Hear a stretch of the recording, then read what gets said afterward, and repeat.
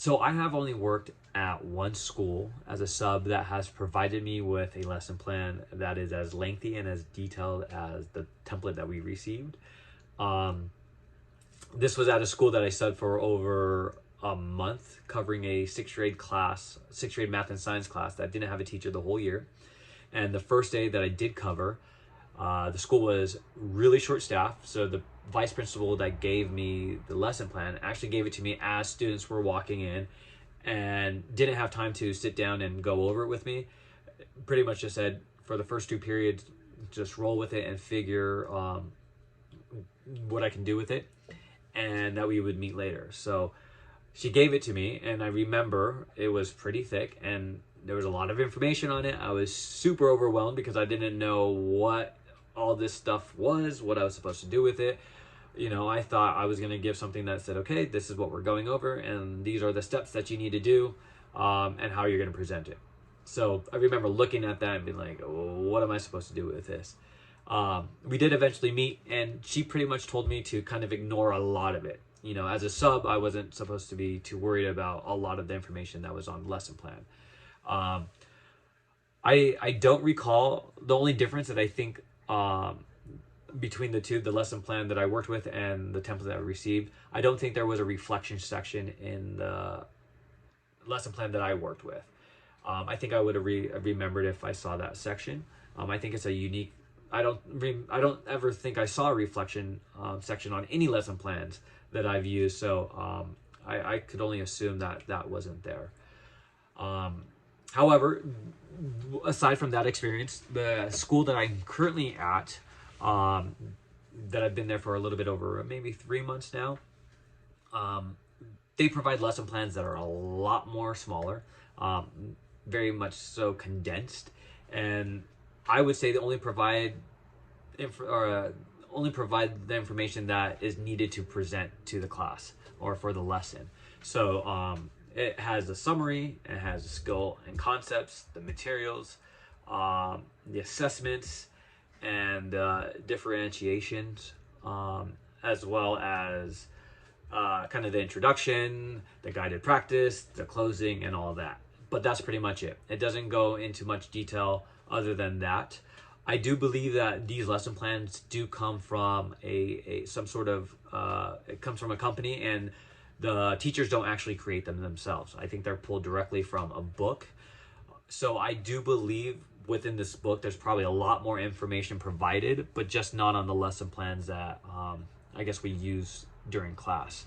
So yeah, that's the main difference. Like the ones that I use, just very condensed and just information that is useful when providing the lesson.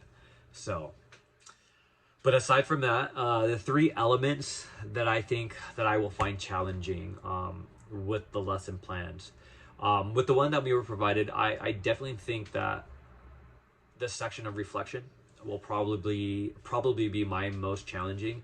Not because I can't do it, but I'm typically hard on myself. I want to say that I suffer from imposter syndrome. So sometimes when I do reflect, it's difficult because rather than taking that time to learn and grow from it, I kind of do the opposite, and I start kind of not believing in myself, and I start really focusing on my mistakes and kind of confirming, or not confirming, but you know, thinking that I'm not good enough.